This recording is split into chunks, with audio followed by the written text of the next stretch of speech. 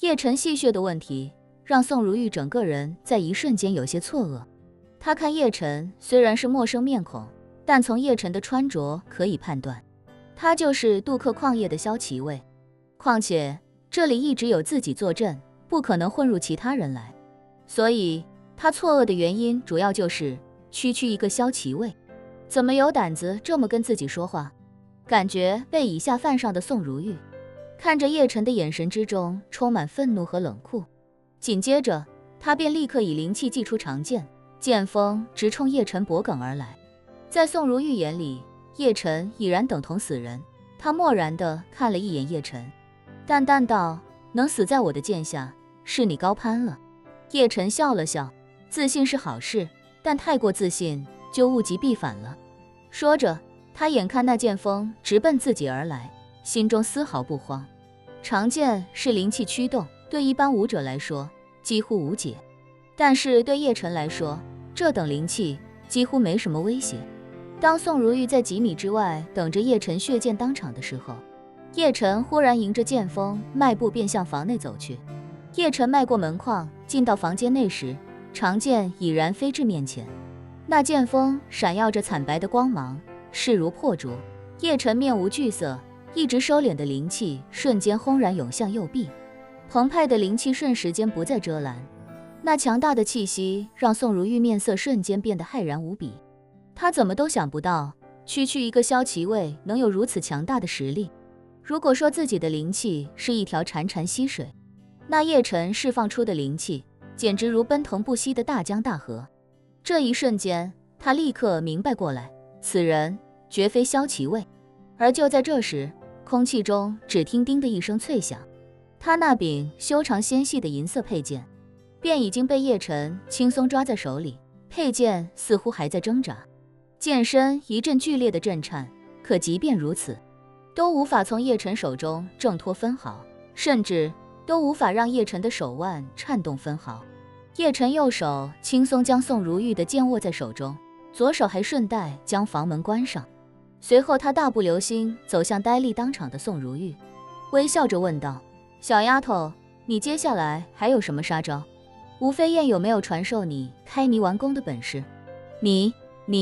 宋如玉不过才悟道2年而已，对英主吴飞燕，他甚至还没机会见上一面，自然更没机会被吴飞燕传授所谓开泥丸功的自爆本领。他心中惊恐的是，眼前这个男人年纪并没比自己大几岁，竟然能有如此恐怖的实力。更让他不敢置信的是，对方竟敢直呼英主名讳，这在破青会内部是绝对的死罪，无一人可以例外。就算是吴家人，吴家的嫡传后代，也绝不敢如此放肆。他下意识地后退一步，紧张地问叶晨：“你到底是什么人？”叶晨笑道：“我姓叶，单名一个晨字，叶晨就是我的大名。你们在尼日利亚布下天罗地网，要抓的那个人就是我。”宋如玉一下子便慌了神，他支支吾吾地问：“你为什么要告诉我？”叶晨笑了，看着他问：“不是你问我的吗？”宋如玉大口喘气，眼神中满是惶恐的喃喃道：“我问你也没必要如此爽快便说出实情。你这是不打算留我活口，所以才这么直截了当，是吗？”叶晨笑道：“你还挺聪明。”宋如玉脸色吓得惨白如纸，24岁的她刚刚悟道2年，是整个家族几百年来唯一的希望，真说死，她自然是害怕的。可一想到对方既然已经如此坦诚地把一切都告诉自己，必然是没准备给自己活的机会，于是便强迫自己冷静下来，咬牙对叶晨说道：“不要紧，反正我本身就是要为英主尽忠的，今日死在你手里，英主知道后一定会重赏我的家人，我也算死得其所了。”哎呦，叶晨看着他咂了咂嘴，笑道：“你这么一说，我又不打算杀你了。若是我把你和这里的萧齐卫一起带走，吴飞燕会不会认为你已经背叛了他？”宋如玉恐惧至极地看着叶晨，片刻后忽然表情坚定地开口道：“我愿以死向英主明志。”言罢便立刻将灵气汇聚于掌心，猛然抬手，用尽10成力拍向自己的额头。这一巴掌是大力沉，看得出已然用尽全力。若真是拍在额头上，定能将他自己的大脑拍成一团浆糊。叶晨也没想到，这女人年纪不大，魄力不小，一言不合就要以死明志。他这个大逼兜看起来是完全不给他自己留半点活路，性子属实有些烈得过分。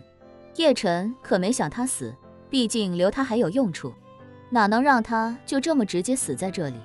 于是叶晨赶紧将右手的细剑丢下，一把将他聚满灵气的手掌握住。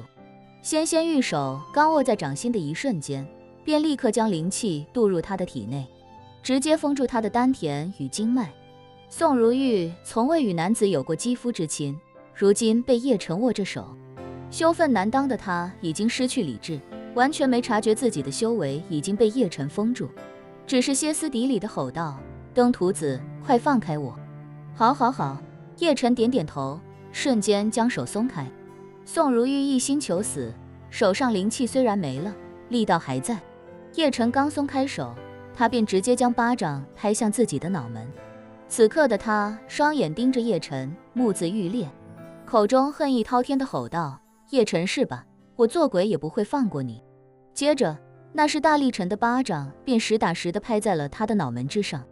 啪，清脆的巴掌声在办公室内回荡。宋如玉那饱满白皙的额头瞬间被拍出一个紫红的掌印，搭配他那张绝美清冷的面庞，实在有些让人出戏。叶晨看着他吃痛的样子，摇头调侃道：嘿，瞧这大臂兜，真舍得下本啊。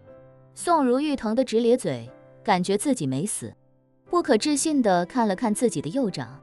这一看不要紧，手掌都已经肿起来了，原本的纤纤玉手现在只剩5根手指依旧纤细，手掌已经肿成了嫩猪蹄一般。他心中百思不得其解，惊恐的暗忖：怎么会？我明明已经用了10成功力，为何没有死？下一刻他再去感知体内灵气，才忽然发现体内灵气、丹田、经脉已经尽数被封，自己已然成了一个废人。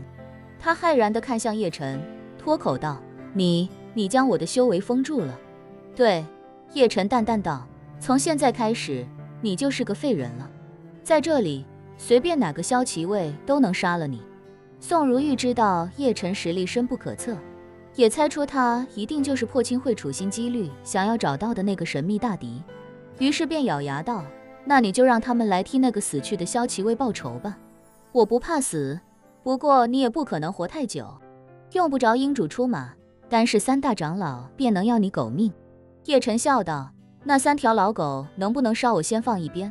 我说了，你还不能死，不然刚才我就让你把自己拍死算了，我留着你还有用处。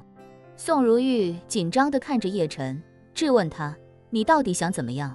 如果我没猜错，你接下来肯定要将那些死士和骁骑卫全部带走，你能轻松封住我的修为，自然也能解掉他们体内的毒，他们也一定会对你感恩戴德，为你卖命。但我告诉你，我宋如玉是肯定不会向你屈服的，你把我留下，就是给你自己留了一颗定时炸弹。成大事者要杀伐果断，我劝你还是杀了我，以绝后患的好。叶晨挑了挑眉，咂嘴道：宋如玉，名字挺复古的 ，old school 风，不过好像不太适合你这种年轻女孩子。要你管？宋如玉咬牙道：你在那磨叽什么？还不快些杀了我！叶晨自顾自道：说实话，这名字和你的气质一点也不搭。玉是华夏人最爱的宝石，是温润无瑕、沁人心脾、使人开心的美好事物。你再看看你跟玉有半毛钱关系吗？你更像是一条盈盈狂吠的博美，满村的狗有大有小，有美有丑，有好有坏。你可能不是最大的，也不是最漂亮的，更不是最讨人喜欢的，但你绝对是你叫的最欢的。你放屁！宋如玉没想到被叶晨如此羞辱，气急败坏地骂道：姓叶的，你最好现在就杀了我，否则我与你不共戴天。好啊，叶晨点点头，笑道：说实话，我这个人其实不喜欢养狗，有时候看到那狗仗人势、狂吠不停的狗，还会十分头痛。不过我现在忽然觉得，若是能把一条恶犬训得服服帖帖、乖巧讨喜，应该也是一件很有成就感的事情。宋如玉咬紧贝齿，一字一句地厉声道：“我不是狗。”叶晨笑道：“我当然知道你不是，我只是用狗来比喻一下。如果侮辱了狗，我愿意向狗道歉。”说完，叶晨话锋一转，表情也变得冷峻起来，反问他：“宋如玉是吧？你现在是我的阶下囚，我说你是什么，你就是什么，你有什么资格挑三拣四？”